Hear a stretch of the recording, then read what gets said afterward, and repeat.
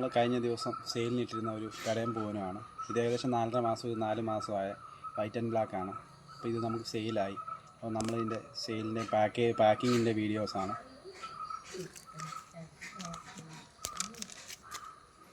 ഇതാണ് നമ്മളെ ഒരു കാർഡ്ബോർഡ് ബോക്സ്.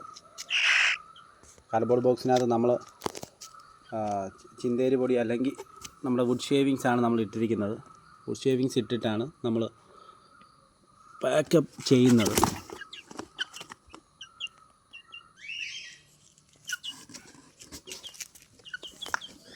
നമ്മൾ ഈ 2 സൈഡിലും അത്യാവശ്യം വലിയ കോഴിക്കുഞ്ഞായതുകൊണ്ട് നമ്മൾ ഇവിടെ 4 സൈഡിലും അത്യാവശ്യം വലിയ ഹോള് തന്നെയാണ് നമ്മൾ ഇട്ടേക്കുന്നത്. മേലെ പിന്നെ ടേപ്പ് ഒട്ടിക്കും.